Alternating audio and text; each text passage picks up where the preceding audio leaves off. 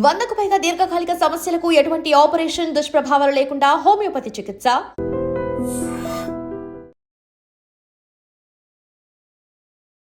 పులిరాజాకి AIDS వస్తుందా అనే టైంలో ఎయిడ్స్ గురించి మనందరికీ బీభత్సంగా అవేర్నెస్, అవగాహన, ఎయిడ్స్ అనేది ఇంత ప్రాణాంతకమా అనే ఒక స్టేజ్లో ఉన్నాం.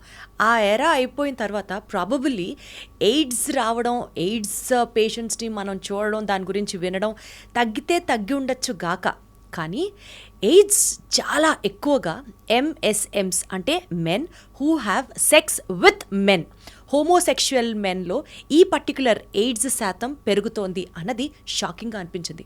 ఇదే సబ్జెక్ట్ గురించి డీటెయిల్గా మనతో మాట్లాడడానికి we have with us in our super doctor series doctor Vishnu గారు, infectious diseases specialist from Apollo hospitals మనతో ఉన్నారు. హలో విష్ణు గారు, నమస్తే. నమస్తే అండి. ఎలా ఉన్నారు సార్? బాగున్నాను, మీరు బాగున్నారా? చక్కగా ఉన్నాను sir, thank you so much sir. Welcome to super doctor. Thank you అండి, thanks for having me here. Super doctor సిరీస్లో మేము ఏదైతే మీ స్పెషలైజేషన్ గురించి డీటెయిల్డ్గా మాట్లాడతాము, దానికంటే ముందు we would also love to know about your journey and మీరు అసలు మెడిసిన్ ఎలా చేశారు, what inspired you to become a doctor.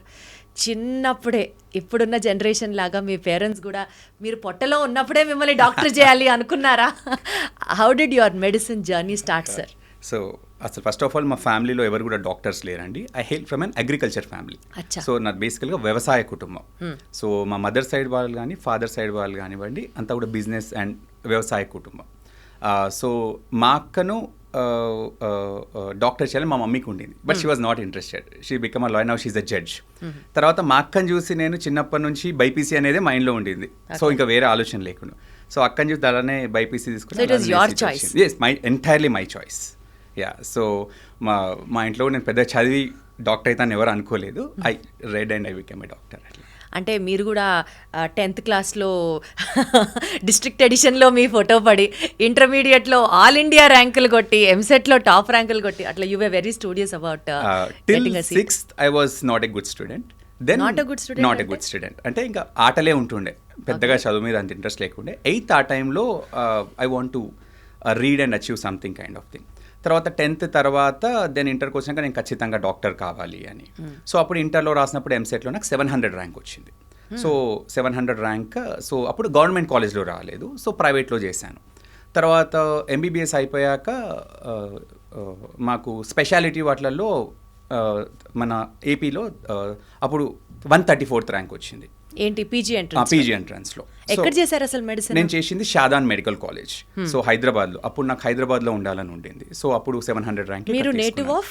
నేను పుట్టి పెరిగింది హుజరాబాద్ అండి, కరీంనగర్ డిస్ట్రిక్ట్ హుజరాబాద్లో నేను పుట్టి పెరిగింది. తర్వాత 8th వరకు నేను అంతా కూడా అక్కడే చదువుకున్నాను. 8th తర్వాత హాస్టల్లో, విజ్ఞాన్ విద్యాలయం హాస్టల్లో హైదరాబాద్లో చదువుకున్నాను. తర్వాత ఇంకా నా MBBS అంతా కూడా హైదరాబాద్లో జరిగింది. తర్వాత నాకు అప్పుడు MBBS కాగానే మాకు ఎంట్రన్స్ ఎగ్జామ్ ఉంటుండే. సో అప్పుడు మణిపాల్ ఆల్ ఇండియా 34th వచ్చింది, కామెడ్లో 70, మన APPGలో 136 ర్యాంక్ వచ్చింది. మణిపాల్ వెళ్ళాను, కానీ అక్కడ నచ్చక మళ్ళీ వచ్చి ఇక్కడ కూడా సీట్ వచ్చింది, ఇక్కడ తీసేసుకున్నాను. So I did MD general medicine from Mamata medical college Khammam.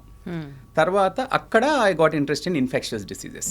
అప్పటికి ఇన్ఫెక్షియస్ డిసీజెస్ అనేది మనకి ఎక్కడా లేదు కంట్రీ మొత్తంలో. Only Hinduja national hospital Mumbai, Apollo చెన్నైలో 2 సీట్లే ఉంటుండే.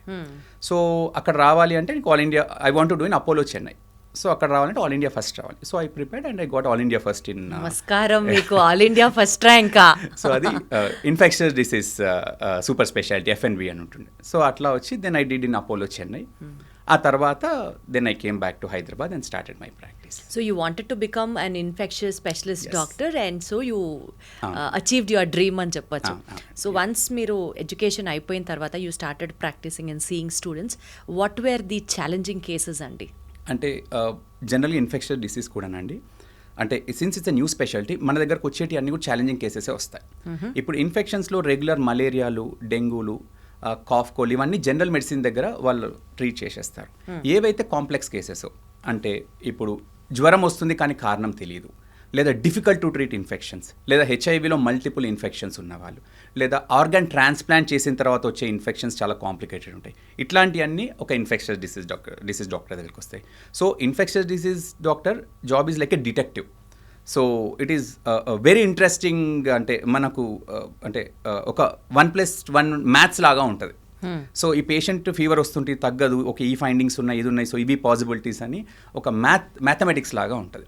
సో ప్రతి case what we deal you get lot of pleasure out of it, kick వస్తుంది ఖచ్చితంగా.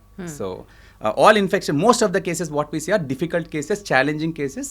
అంటే ఇప్పుడు నౌ దట్ మీరు అందులోనే స్పెషలైజేషన్ చేశారు కాబట్టి ఇర్రెస్పెక్టివ్ ఆఫ్ మిగిలిన వాళ్ళు ఎవరు చూసినా చూడకపోయినా ఆ కిక్ ఉంటుంది చూడండి, నేను ఇది చేశాను, it is because I am there, I could do this అని అనిపించిన సిచ్యువేషన్ ఏదన్నా ఒకటి ఎక్స్ప్లెయిన్ చేయండి. అంటే అట్లా ఫస్ట్ నుంచి చాలా ఉన్నాయండి. అంటే ఏదైనా కూడా అంటే ఇప్పుడు ఫర్ ఎగ్జాంపుల్ కొన్ని కేసెస్ ఉంటాయండి, కొన్ని రేర్ కేసెస్ ఉంటాయి, ఎవరు డయాగ్నోస్ చేయలేరు. ద పేషెంట్ ఒక 20 మంది దగ్గర తిరిగి ఉంటారు. అట్లా వచ్చిన వాళ్ళు once you diagnose you get that kind of kick. For example మీరు కేసెస్ అంటే చాలా ఉన్నాయి, బట్ ఒక్కటి చెప్పాలంటే related to HIV which I was అంటే ఒక అమ్మాయిని అరౌండ్ 20 years అప్పుడు పేషెంట్ని తీసుకొచ్చారు బ్యాడ్ న్యూరలాజికల్ ప్రాబ్లమ్తో. ఆమెకు కంప్లీట్ కాళ్ళు పడిపోయాయి, ఆమె మాట్లాడలేకపోతుంది. బయట అంతా కూడా దే కుడెంట్ డయాగ్నోస్ ఇట్. అంటే అది ఆటో ఇమ్యూన్ కండిషన్ అని అనుకున్నారు, బ్రెయిన్లో ఇన్ఫెక్షన్ అనుకున్నారు, అన్నీ చేశారు, అన్నీ better, but she was not getting better. So ఆ పేషెంట్ వీల్ చైర్లో నా దగ్గరకు వచ్చింది. నేను అంతా కూడా హిస్టరీ తీసుకుంటున్నాను, ఎందుకు అవుతుంది, అప్పటికే 15 డాక్టర్స్ చూసేశారు. So then I asked me అమ్మ నాన్న ఎవరు అని అడిగాను. అంటే వాళ్ళ రిటర్న్ వచ్చారు, మేమే అని చెప్పారు.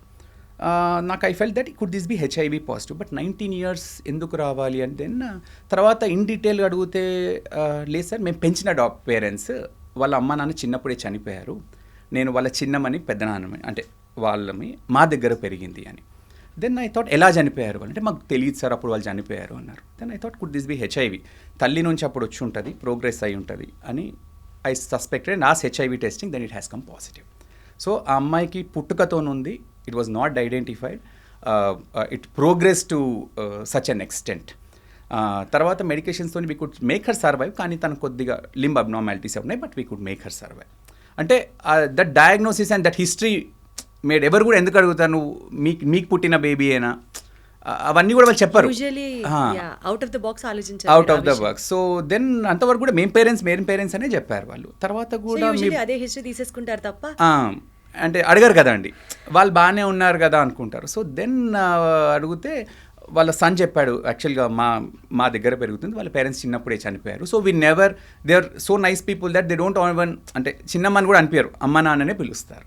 So that's how we could identify. So ఈ క్వశ్చన్ అడిగిన ప్రతిసారి మీ చైర్లోకి వచ్చిన ప్రతి guest as a doctor respect towards doctor ఎన్ని ఫోల్డ్స్ ఇంక్రీజ్ అవుతుందో నేను చెప్పలేనండి. బికాజ్ అందుకనే అంటూ ఉంటారేమో డాక్టర్స్ అంటే నిజంగా దేవుళ్ళు అని. ప్రతి ఎపిసోడ్లో I make sure I tell this because so much respect I have towards doctors. And thank you very much, thanks for that confidence.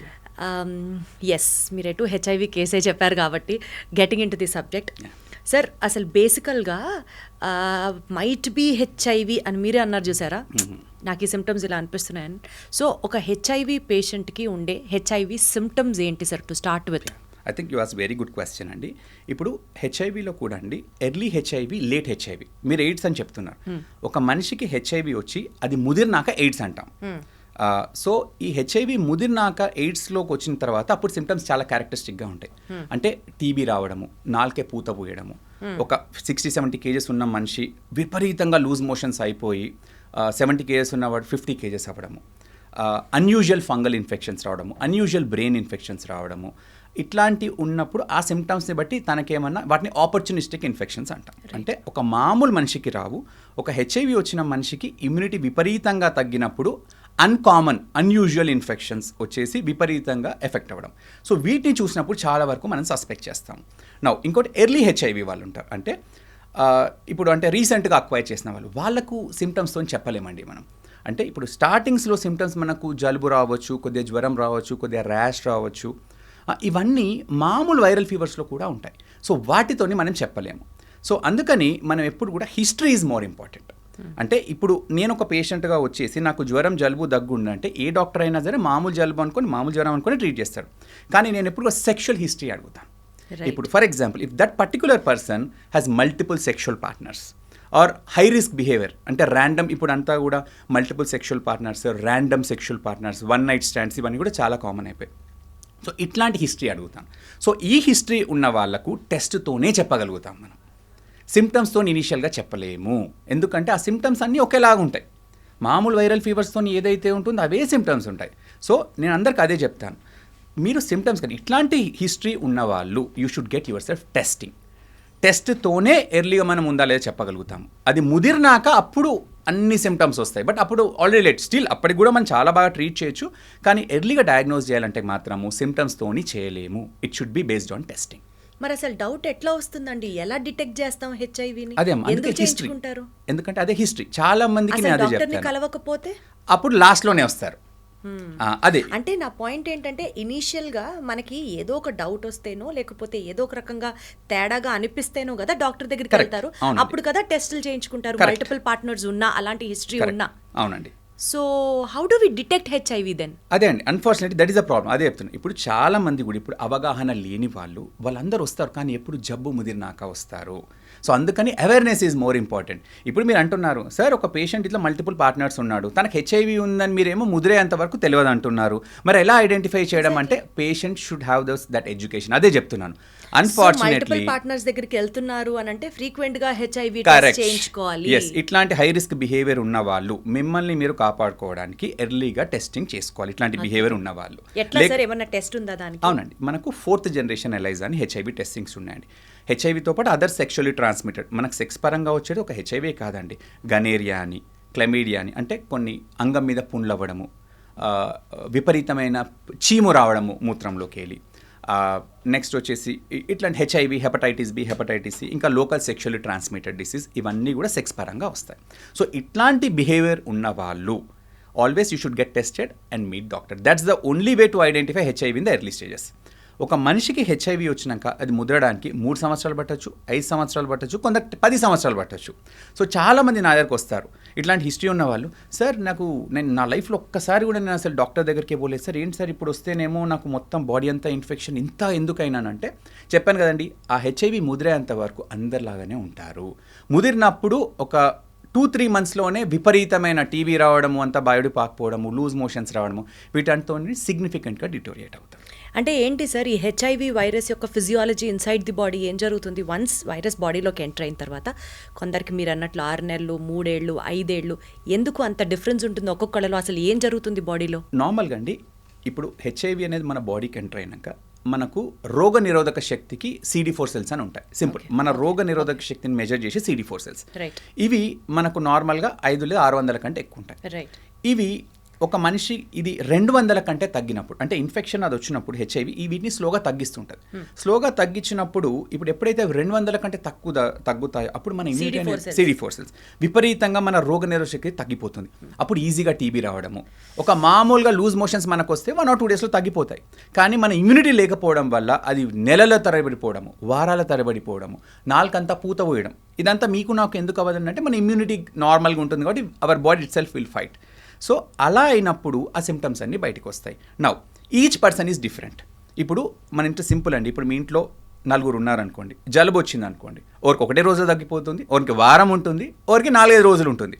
ఎందుకు అట్లా అంటే each person is different, each immunity is different. So ఒక్కొక్క పర్సన్ని బట్టి కొందరికి immunity బాగా ఉన్న వాళ్ళు, జెనెటిక్స్ బాగా ఇమ్యూనిటీ బాగున్న వాళ్ళకి 10 సంవత్సరాలు పట్టవచ్చు, కొందరికి 3 సంవత్సరాలలో ప్రోగ్రెస్ అవుతారు, కొందరు 5 సంవత్సరాలు పడుతుంది. So each person is different depending on his own immunity. ఆ ప్రోగ్రెషన్ అనేది vary from person to person.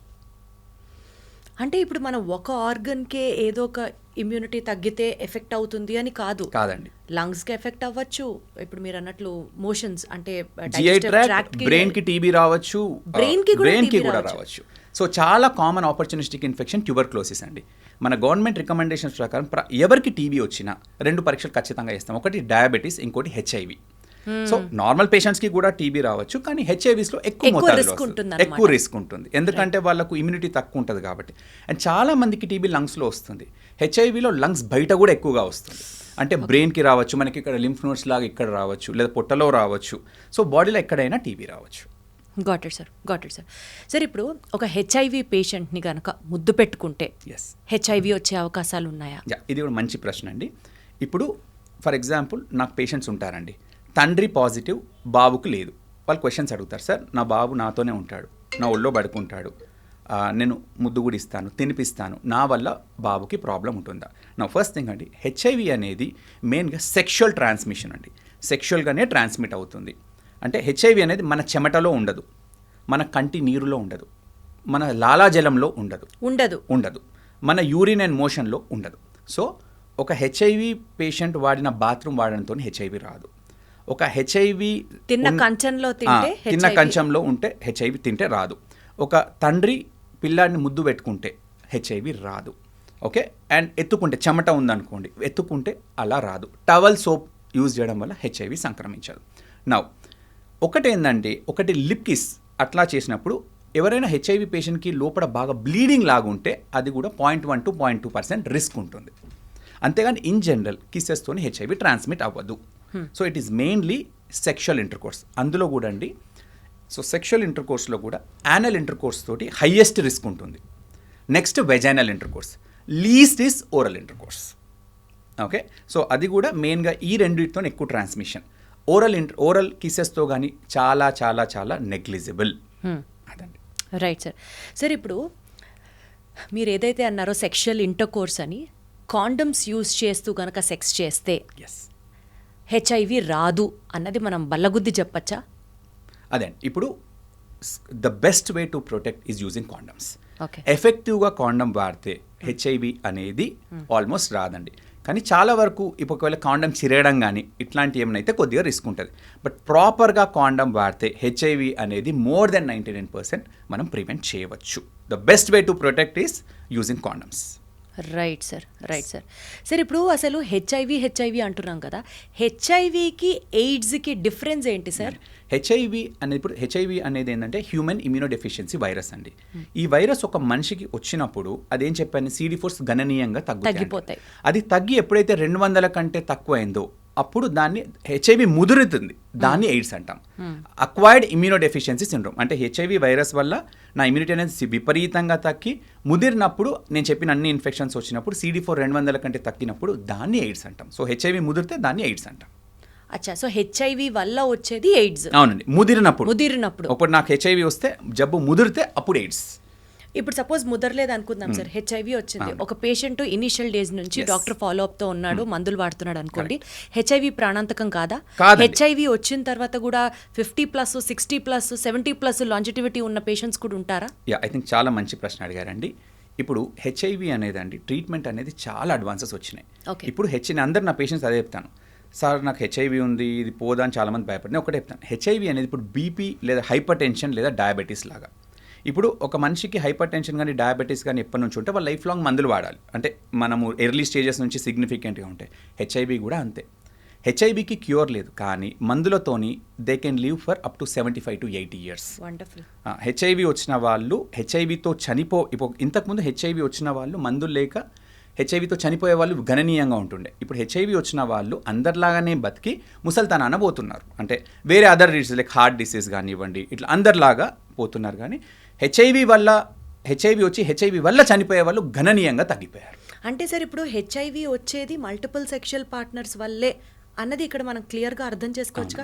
HIV వచ్చింది అని అంటే it is only because of the sexual intercourses with multiple partners. That is majority of the case అండి. But otherwise HIV ఎలా వస్తుంది? అదే majority sexual transmission number 1. Number 2 blood transfusions. Especially ఇప్పుడు మనం కూడా అండి, ఇప్పుడు బ్లడ్ ట్రాన్స్ఫ్యూజన్స్, ఇప్పుడు ఫర్ ఎగ్జాంపుల్ నాకు ఏదైనా ఆపరేషన్ అయింది అనుకోండి, నాకు బ్లడ్ లేదు, బ్లడ్ బ్యాంక్లోకి వెళ్ళి తెచ్చారు. అయితే ఇప్పుడు ఆ ప్రతి బ్లడ్ ప్రోడక్ట్స్ని బాగా స్క్రీన్ చేస్తారు. అయితే స్క్రీన్ చేసేవారు కూడా ఇప్పుడు కొన్ని అడ్వాన్స్ సెంటర్స్లలో PCR చేస్తారు. PCR అంటే 11 రోజుల నుంచి ఐడెంటిఫై చేస్తుంది. కొన్నిట్లలో 4th జనరేషన్ ఎలైజాస్ చేస్తారు, అవి నెల తర్వాత ఐడెంటిఫై చేస్తుంది. ఒకవేళ ఎవరైనా కూడా ఎర్లీగా బ్లడ్ ఇచ్చారో, అంటే ఎర్లీగా వచ్చినప్పుడు ఇచ్చినా, లేదా పెరిఫరల్ సెంటర్స్లో సరిగ్గా స్క్రీన్ చేయకపోయినా బ్లడ్ రిలేటెడ్ హెచ్ఐవి ట్రాన్స్మిషన్ జరిగే ఛాన్స్ ఉంటుంది. కానీ అదంతా ఒకప్పుడు అండి, ఇప్పుడు గణనీయంగా తగ్గిపోయాయి. ఎందుకంటే ఇప్పుడు ప్రతి ఏరియాస్లో బాగా స్క్రీన్ చేస్తున్నారు. సో బ్లడ్ ట్రాన్స్ఫ్యూజన్ గణనీయంగా తగ్గిపోయింది. ఇది number 2. Number 3 IV drug abuse. ఇప్పుడు ఇది ఈ ప్రాబ్లం అంతా లక్కీగా మన తెలంగాణ, ఆంధ్ర స్టేట్స్లో లేవండి. ఈ north eastern states, Mizoram, Nagaland, Manipur, ఇక్కడ ఈ ఐవి డ్రగ్ అబ్యూస్, ఇంకోటి పంజాబ్, ఇక్కడ ఐవీ డ్రగ్ అబ్యూస్ అనేది it's a big problem for them. ఇప్పుడు ఇన్ఫ్యాక్ట్ ఇప్పుడు మన ప్రివలెన్స్ ఆఫ్ హెచ్ఐవి చూస్తే ఈ నార్త్ ఈస్టర్న్ స్టేట్స్లో విపరీతంగా ఉంది. ఎందుకంటే అక్కడ ఐవీ డ్రగ్ అబ్యూస్ అనేది బాగా పెరిగిపోయింది. ఐవీ డ్రగ్ అబ్యూస్ అంటే ఇప్పుడు ఒక మనిషి తన డ్రగ్స్ తీసుకుంటాడు, అదే మల్టిపుల్ వీళ్ళు షేర్ చేసుకుంటారు, అదే నీడిల్ దాంతోనే. సో ఈ డ్రగ్ ఇష్యూ ప్రాబ్లమ్స్ ఉన్న వాళ్ళకు వాళ్ళ సెక్షువల్ కూడా చాలా ఉంటుంది వాళ్ళకి, అంటే వాళ్ళు డ్రగ్స్కి అలవాటు అయి ఉంటారు. So they also have multiple partners, ఇట్లాంటివి ఉండే ఛాన్స్. సో ఇట్లా సూది పెట్టుకుని ఇమీడియట్గా ఇట్లా తీసుకునే వరకు ఈ రిలేటెడ్ హెచ్ఐవి ట్రాన్స్మిషన్ అనేది కూడా ఒక ఎంటిటీ. అంటే నీడిల్ నుంచి కూడా హెచ్ఐవి ట్రాన్స్మిషన్ జరగచ్చు అంటున్నారు. ఎస్, ఎస్పెషల్లీ డాక్టర్స్కి నర్సెస్కి ఎక్కువ రిస్క్ ఉంటుంది. ఇప్పుడు మేము హెచ్ఐవి పేషెంట్ నీడిల్ బ్లడ్ తీస్తున్నాం, టక్కున బై మిస్టేక్ కూర్చుకుంది అనుకోండి, it is 0.3% by needle transmission. అదేంటంటే వాళ్ళు అప్పుడప్పుడే తీసుకొని అట్లా కంటిన్యూస్గా షేర్ చేసుకోవడం, వాళ్ళు నీడిల్స్ని, ఎందుకంటే వాళ్ళు అంతా కూడా కొద్దిగా హోమ్లెస్ పీపుల్ ఉంటారు, అదంతా సో కొత్త నీడిల్స్ అట్లాంటిది ఏముండదు, ఏది పడితే తీసేసుకుంటుంటారు. సరే, ఇప్పుడు హాస్టల్స్లో బాయ్స్ ఉంటూ ఉంటారు కదా, సో ఆ రేజర్స్ యూజ్ చేసుకున్నది ఒకళ్ళు వాడుతూ ఇంకొకళ్ళు వాడింది మధ్యలో కట్ అయినా సరే అవి కూడా ఈక్వల్గా అంతే ప్రామినెంటా ట్రాన్స్మిషన్? ఇన్ జనరల్ అమ్మా, హెచ్ఐవి అనేది వైరస్ బయట అంత ఎర్లీగా సర్వైవ్ అవ్వదు. అచ్చా. హెపటైటిస్ బి అలా ట్రాన్స్మిషన్ ఎక్కువ ఉంటుంది. Hepatitis B is highly transmission. అంటే ఇప్పుడు హెపటైటిస్ బి జనరల్గా ఏందండి అంటే, ఇప్పుడు సిస్టర్స్లో, ఇప్పుడు ఇంట్లో ఇద్దరు సిస్టర్స్ ఉన్నారనుకోండి, సిస్టర్స్లో ఒక సిస్టర్ కుంటే ఇంకో సిస్టర్, ఎందుకంటే వాళ్ళు ఇయర్ రింగ్స్ షేర్ చేసుకోవడం కానీ ఇట్లా నెక్లెస్ షేర్ చేసుకోవడం, ఎందుకంటే హెపటైటిస్ బి వైరస్ అనేది ఈ వాటి మీద కొద్ది ఎక్కువ రోజులు సర్వైవ్ అవుతుంది. హెచ్ఐవి ఏంటంటే బయటకు వచ్చాక ఎక్కువ సర్వైవ్ అవ్వదు. సో ఈ సింపుల్ ఈ వీటి మార్చుకోవడం కానివ్వండి వాటితో తక్కువ chances. But fresh blades, fresh gross cuts ఉన్నప్పుడు చెప్పాను కదండి 0.3% ఛాన్స్ ఉంటుంది. ఛాన్స్ అయితే కానీ that is more with hepatitis B. In general ఒక అంటే బ్రదర్కి ఉంటే సిస్టర్కి రావడము లేదా ఇట్లాంటి హెపటైటిస్ బిలో ఎక్కువగా చూస్తాం. కామన్ ఇట్లాంటి షేర్ చేసుకోవడం వల్ల దానికి ఎక్కువ ఛాన్స్ ఉంటుంది. But HIV is not like that. HIV is predominantly sexual transmission. And ఇవంటే ఏంటంటే వాళ్ళు ఊరికి అదే పని చేసుకుంటూ ఉంటారు. సో అందుకని ఈ ఐవీ డ్రగ్ అబ్యూస్ వాళ్ళకి ఎక్కువ వస్తుంది. కానీ ఇంట్లో ఒక బ్రదర్స్ ఒక హస్బెండ్కి పాజిటివ్ ఉంది, ఆ పిల్లలకు అంత ఈజీగా రాదు, అంటే ఎత్తుకోవడం వల్ల ముద్దాడడం వల్ల అట్లా అసలు ఆల్మోస్ట్ నెగ్లిజిబుల్. సరే, ఇది సెక్షువల్లీ ట్రాన్స్మిటెడ్ డిసీజ్ అని మీరు అంత ఫోకస్డ్గా చెప్తున్నారు కాబట్టి ఒక కామన్ ప్రాక్టీసర్, అంటే ఇది మనం మాట్లాడుకోవడానికి చాలా హాస్యాస్పదంగా ఉండొచ్చు కాక, but this still exist in many bachelor రూమ్స్లో కానీ లేకపోతే బాయ్స్ హాస్టల్స్లో కానీ కొంతమంది తెలుసో తెలియకో ఇన్నర్ వేర్ని కూడా they share with the other persons. అది ఒక సేఫ్ ప్రాక్టీస్ కాదు అని తెలుసు కానీ, బట్ హెచ్ఐవికి సంబంధించి దానివల్ల కూడా ప్రమాదం ఉందా లేదా? ఇన్ జనరల్ అమ్మ లేదు. చెప్పాను కదమ్మా, హెచ్ఐవి అనేది బయట ఎక్కువగా సర్వైవ్ అవ్వదు. So that is a bad practice, obviously that is a bad practice. But as such HIV clothes share చేసుకోవడంతోనో వాట్ షేర్ చేసుకోవడంతోనో ఇన్ జనరల్ జరగదు. అవ్వదు. Okay, done sir. సార్, ఇందాక మీరు మాట్లాడుతూ ఎంఎస్ఎంస్ గురించి ఒక ప్రస్తావన తీసుకొచ్చారు, men having sex with men. Thanks to all the government practices and ఈ హెల్త్ గ్రూప్ ప్రాక్టీసెస్ ఒక రకంగా హెచ్ఐవి పేషెంట్స్ యొక్క సంఖ్య అవేర్నెస్ పెంచడం కానివ్వచ్చు, ఇంకా 100% అచీవ్ అవ్వకపోయినా ఒకప్పుడుతో పోలిస్తే ఇప్పుడు కాస్త తగ్గింది, కంట్రోల్ అయింది అని చెప్పొచ్చు. కానీ ఎంఎస్ఎంస్ గ్రూప్లో మాత్రం హెచ్ఐవి పెరుగుతోంది అని చెప్పారు ఇందాక. అది అసలు ఫస్ట్ టైం విన్నప్పుడు నిజమా ఇలా కూడా ఉంటుందా అని అనిపించింది. ఏంటి సార్ అది MSM, men who have sex with men?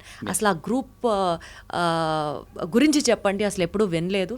And వాళ్ళలో సెక్స్ చేస్తే ఎందుకు హెచ్ఐవి పెరుగుతుంది, డీటెయిల్డ్గా ఎక్స్ప్లెయిన్ చేయండి సార్. షూర్ అమ్మా. ఇప్పుడు ఎంఎస్ఎం అంటే అదండి, men who have sex with men. అంటే ఎవరైతే కూడా మెన్ ఇంకొక మెన్కి అట్రాక్ట్ అయ్యి వాళ్ళు ఇంటర్ కోర్స్ చేసుకుంటారో అదొక గ్రూప్, ఎంఎస్ఎంస్ అంటాము. అయితే ఇప్పుడు మామూలుగా మనము ఇండియాలో హెచ్ఐవి ప్రివలెన్స్ తీసుకున్నాం అనుకోండి 0.2%, అంటే బాగా తగ్గింది 0.2%. అదే ఎంఎస్ఎం గ్రూప్లో చూసుకుంటే అది 5%, అంటే ప్రతి 100 మందిలో 5. అండ్ అది కూడా మెట్రోపాలిటన్ సిటీస్లో తీసుకుంటే 8 to 10%. అంటే men who have sex with men ఒక మెట్రోపాలిటన్ సిటీలో 100 మంది ఉంటే అందులో అట్లీస్ట్ 10 మందికి హెచ్ఐవి. ఎందుకండి అంటే నార్మల్గా ఎంఎస్ఎంస్లో ఎందుకు ఎక్కువ హెచ్ఐవి ఉంటుందంటే దానికి 2-3 కారణాలు అండి. ఎందుకంటే నా చాలామంది పేషెంట్స్తో పర్సనల్గా కూడా ఇంటరాక్ట్ అవుతాను. జనరల్గా ఎంఎస్ఎం కమ్యూనిటీలో అండి మల్టిపుల్ సెక్షువల్ పార్ట్నర్స్ అనేది చాలా నార్మల్ వాళ్ళకి. ఇప్పుడు హెట్రోసెక్షువల్లో చాలా వరకు సింగిల్ పార్ట్నర్ ఉంటారు, ఎంఎస్ఎంస్లో multiple sexual partners. Number 1, random sexual encounters are very common, అంటే ఒక పార్టీకి వెళ్ళేసి ఎవరినో కలవడము. అండ్ ఇంకొకటి నెంబర్ 3 ఈస్ యానల్ ఇంటర్కోర్స్.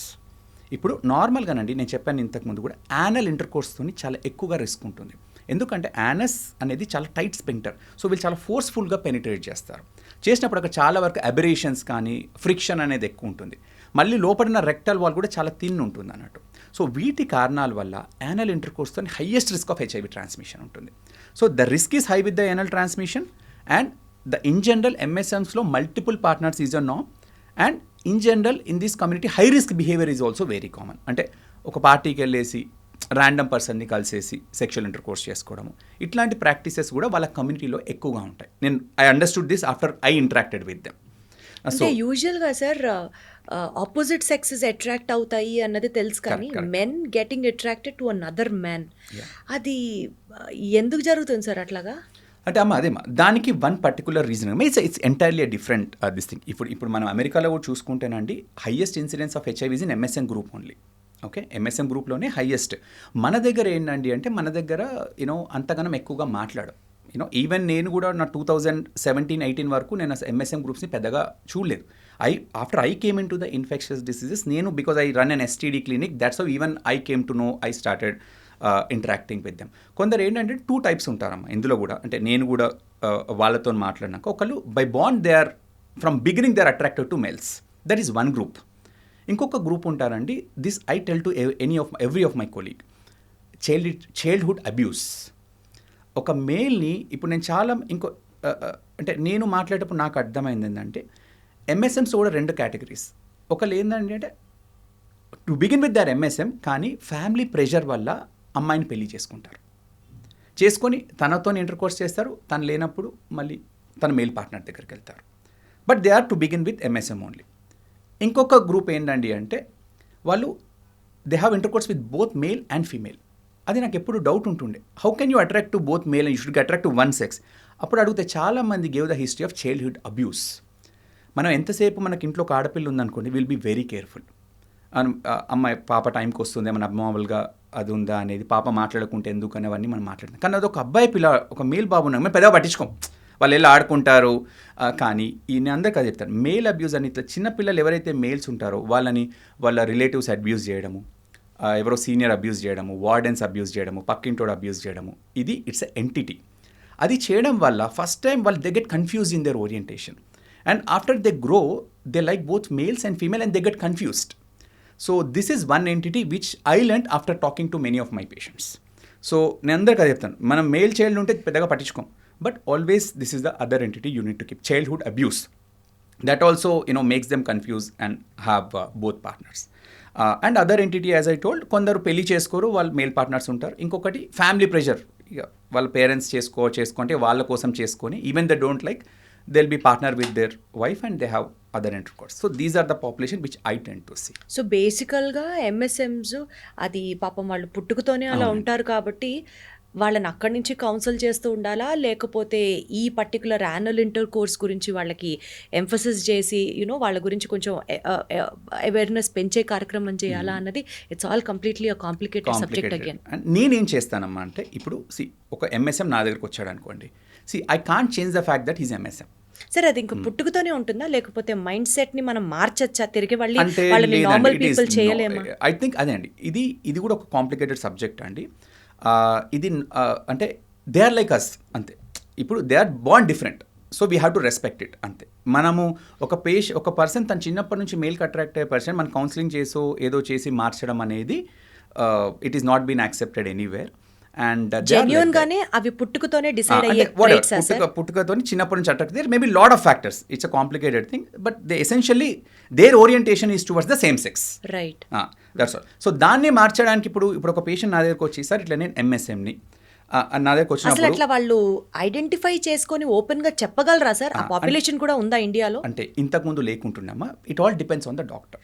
నేను ఫస్ట్ నా ఓపెనింగ్ స్టేట్మెంట్ ఒకటి ఇస్తాను. ఫస్ట్ కొందరు ఐ కాంటాక్ట్ చేయరు. నేను అంటాను, see my job is to treat you, not to judge you. నాకు క్లియర్గా చెప్తాను, మీరు నా దగ్గరకు ఎందుకు వచ్చింది, నా హెల్ప్ కోసం. నేను హెల్ప్ వచ్చినప్పుడు my job should be help the patient, not to judge him. నువ్వు ఎంఎస్ఎం అయినా when you treat with equal respect, patient will develop confidence. That is what is patient doctor relation.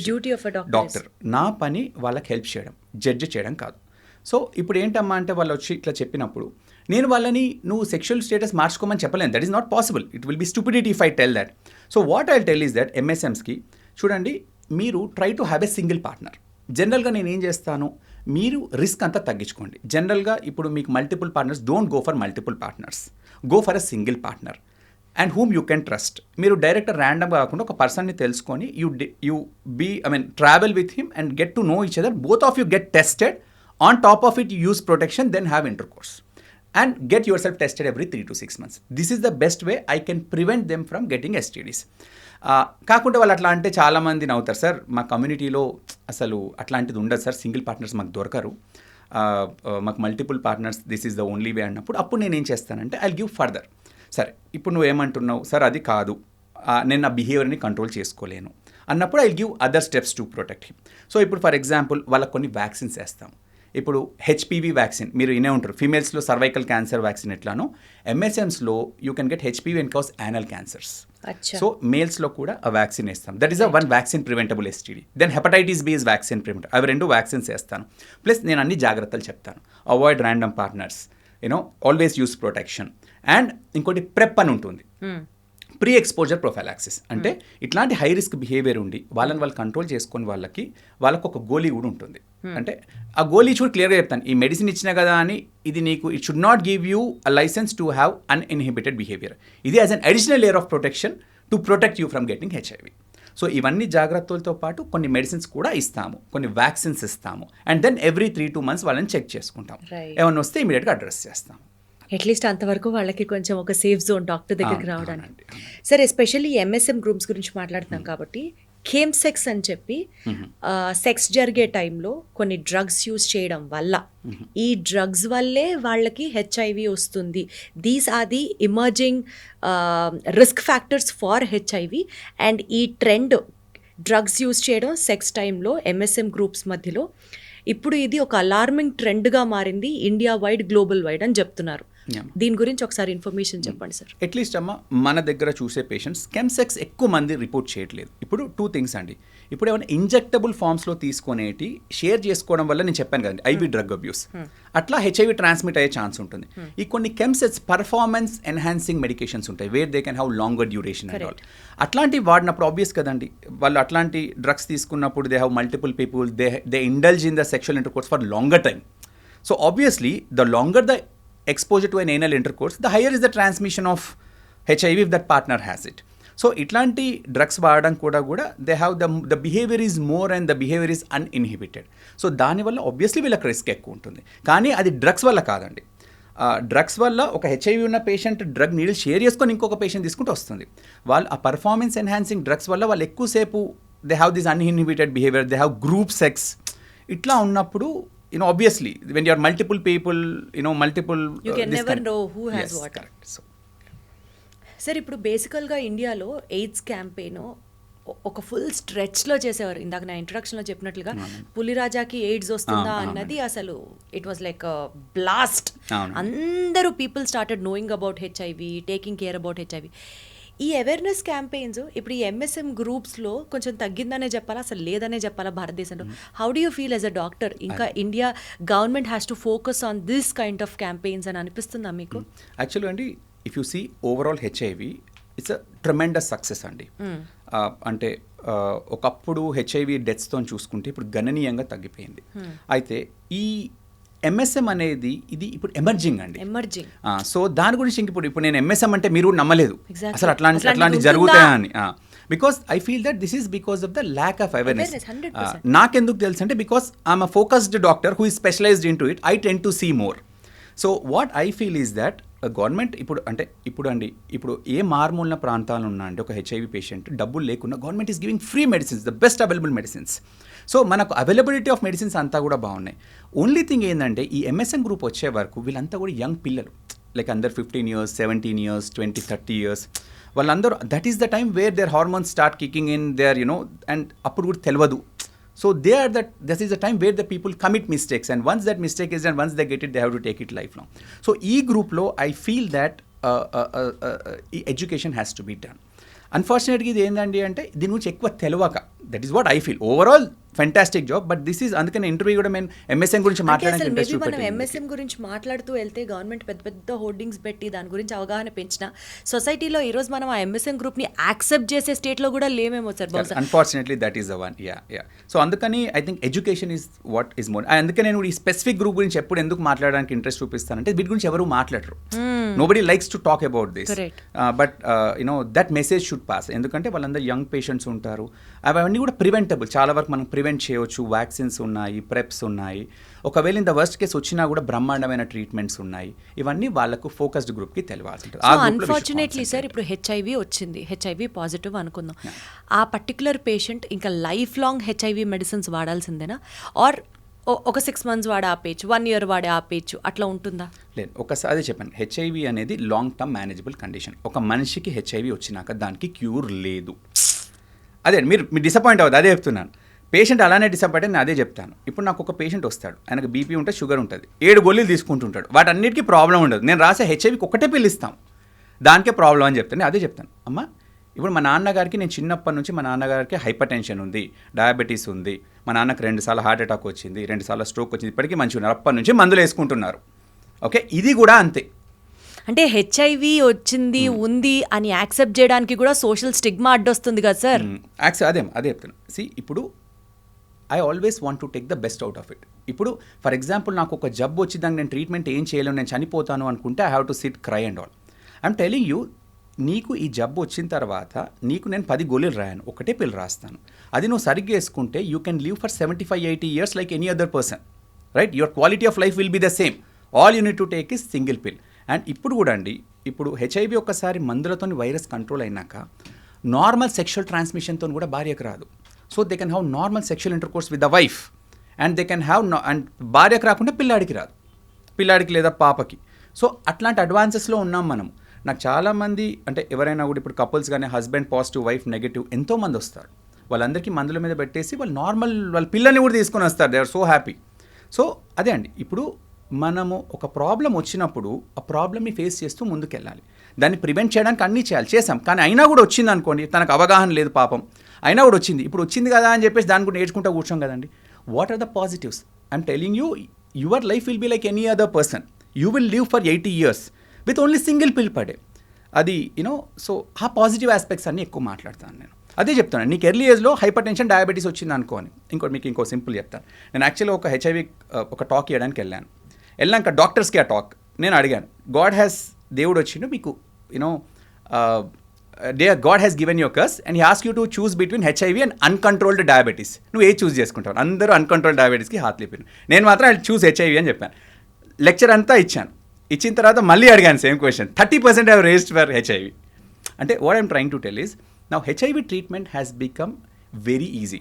ఒక uncontrolled diabetes ఉండి 3 sugar pills, insulin ఇంజెక్షన్స్తో పోల్చుకుంటే HIV అనేది చాలా చాలా easily manageable condition. Sir ఇప్పుడు anti retroviral therapies అని ఏదైతే ఉన్నాయో ఇవి హెచ్ఐవి పేషెంట్స్కి అందరికీ one size fits for all లాగా ఉంటుందా? ఎంఎస్ఎమ్స్కి సెపరేట్గా, నార్మల్ పీపుల్కి సెపరేట్గా, డయాబెటీస్ వాళ్ళకి సెపరేట్గా, అట్లా ఎవరికి వాళ్ళకి డిఫరెంట్గా ఉంటుందా? ఇప్పుడండి మనకు మోస్ట్ ఆఫ్ ద టైమ్స్, అంటే అడల్ట్స్కి నేను మాట్లాడేది, సింగిల్ పిల్ అండి. మెజారిటీ 95%కి same pill, whether it is MSM or whether it is elderly patient or young more than 20 years young population, వీళ్ళందరికీ ఒకటే పిల్. ఇప్పుడు మనం TLD అని వస్తున్నాయి, highly active anti retroviral therapy. అయితే మ్యాక్సిమం 90%కి ఇదే ఉంటుంది. వెరీ ఫ్యూ పేషెంట్స్, ఎవరికైనా కూడా కిడ్నీ ప్రాబ్లమ్స్ ఉన్న వాళ్ళకి కొద్దిగా డోస్ కానీ కొద్దిగా గోళీ మార్చి ఇవ్వడము, లేదా స్పెషల్ సిచ్యువేషన్స్ ఉన్న వాళ్ళకి తప్పితే 90% ఆఫ్ ద పీపుల్కి, హెచ్ఐవి ఉన్న వాళ్ళకు single pill is enough. So ఇప్పుడు అందరికీ కూడా మెజారిటీకి అందరికి ఒకటే పిల్ ఇస్తున్నాం, whether it is MSM or female or male, single pill is what we are giving. అంత అడ్వాన్సెస్ వచ్చేసాయి మనకి. సరే, అసలు ఎయిడ్స్కి సంబంధించి ఒక మిత్ జనాలకి ఇంకా తెలియాలి, ఇది చూసి నా భయపడుతున్నారు అనుకునేది ఏంటి sir? You have to, if you debunk that myth, ఏం చెప్తారు సార్? అదే ఒకటి ఏంటండి, అంటే హెచ్ఐవి పేషెంట్స్ అనగానే చాలామంది దూరం వెళ్ళిపోవడము. యూనో, ఫర్ ఎగ్జాంపుల్ నాకు చాలామంది patients, I feel very bad అండి. అంటే వాళ్ళని ఇంట్లో కూడా రానికపోవడము, రిలేటివ్స్ మన ఇంటికి రానివ్వట్లేదు, మేము తాగిన వాటర్ కూడా తాగరు. అంటే ఒక ఏమంటే అంటరాని వాళ్ళని చూసే కల్చర్ అన్ఫార్చునేట్గా మన దగ్గర ఇంకా ఉంది. సో నేను అందరికి కూడా చెప్పేది ఏంటంటే, హెచ్ఐవి అనేది మెయిన్గా సెక్షువల్ ట్రాన్స్మిషన్. ఓకే, అతను మీ ఇంటికి రావడం వల్లనో, ఓకే, మీ ఇంట్లో తినడం వల్లనో, మీ వాటర్ తాగడం వల్లనో, మీ పిల్లాన్ని ఎత్తుకోవడం వల్లనో, లేదా మీ బాత్రూమ్స్ యూజ్ చేయడం వల్లనో, లేదా మీ టవల్స్ షేర్ చేయడం వల్లనో జబ్బు సంక్రమించదు. ఓకే, హెచ్ఐవి ఇప్పుడు ఇప్పుడు నాకు కొన్ని పేషెంట్స్ ఉన్నారండి, వాళ్ళు హస్బెండ్ హెచ్ఐవి అంటే వాళ్ళ పార్ట్నర్ హెచ్ఐవి పాజిటివ్ అని కూడా పెళ్లి చేసుకున్న వాళ్ళు ఎంతోమంది ఉన్నారు నాకు. అట్లా వచ్చి నా దగ్గరకు వచ్చి మాట్లాడతారు. నా పని ఏంటి నేను క్లియర్గా చెప్తాను. నేను ఇన్ఫ్యాక్ట్ ఒక మ్యారేజ్ కూడా అటెండ్ అయ్యాను. I feel still so happy going to that marriage. అంటే ఆ అమ్మాయి just tell you the story. ఒక అమ్మాయి నా దగ్గరకు వచ్చింది అరౌండ్ 23 years అప్పుడు. వాళ్ళ అమ్మమ్మ తాతయ్య తీసుకొని వచ్చారు. ఎందుకు తీసుకొని వచ్చారంటే వాళ్ళ పేరెంట్స్ చిన్నప్పుడు చనిపోయారు. అయితే అప్పుడు హెచ్ఐవి అని చెప్పారంట, అమ్మాయికి కూడా హెచ్ఐవి అని చెప్పారంట అప్పటికి. కానీ వాళ్ళకి తెలియదు, పెంచారు. ఇప్పుడు పెళ్లి చేద్దాం అనుకున్నారు. అమ్మాయికి పాపం సాఫ్ట్వేర్లో ఏదో జాబ్ వచ్చింది, ఆమె ఇల్లు కూడా బ్యాంక్ లోన్ తీసుకుని ఇల్లు కట్టుకుంది. ఇప్పుడు పెళ్లి చేస్తున్నాం కదా సార్, ఒకసారి చెక్ చేసుకుందామని చేస్తే ఆమెకి హెచ్ఐవి పాజిటివ్. 23 years అమ్మాయి. Then I told she cried and I told ఏం కాదమ్మా, nothing, you gonna put single pill, నీకు 6 వారాల్లో నీ వైరస్ కంట్రోల్ అవుతుంది. దాని తర్వాత then sir she open up and sir నాకు ఇట్లా ఒక బాయ్ ఫ్రెండ్ ఉన్నాడు సార్ అంటే, సరే అమ్మ తీసుకొని రా అని చెప్పాను. He has come.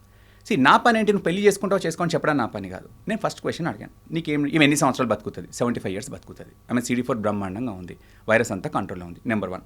నెంబర్ 2, మరి ఈమెను పెళ్లి చేసుకుంటే నాకు సెక్షువల్గా వస్తుందా? రాదు. నెంబర్ 2. నెంబర్ 3, సార్ మరి ఈమె గర్భవతి అవ్వచ్చా? ఈమెకి హెచ్ఐవి పాజిటివ్ కదా. ఇప్పుడు మందుల మీద ఉండి ఆమె గర్భవతి అయిన తర్వాత డెలివరీ టైంలో C-section తల్లిపాలు ఇవ్వకుంటే మోర్ దెన్ 99.5% బేబీకి రాకుండా కాపాడచ్చు. సో ఇవన్నీ ఉన్నాయి.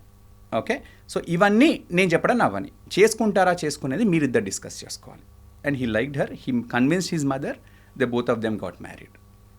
ఓకే, అంటే ఒక హెచ్ఐవి పేషెంట్ కనుక ప్రెగ్నెంట్ అయితే నార్మల్ డెలివరీలో కాకుండా C-sectionతో డెలివరీ చేయాలి అండ్ అలాగే బ్రెస్ట్ ఫీడింగ్ అవాయిడ్ చేయాలి. అది అవునమ్మా. యాక్చువల్గా అమ్మ WHO కానీ ఇవన్నీ మీరు నార్మల్ డెలివరీ కూడా చేసుకోవచ్చు, నార్మల్ పాలు కూడా తాగిపోయచ్చు అంటారు.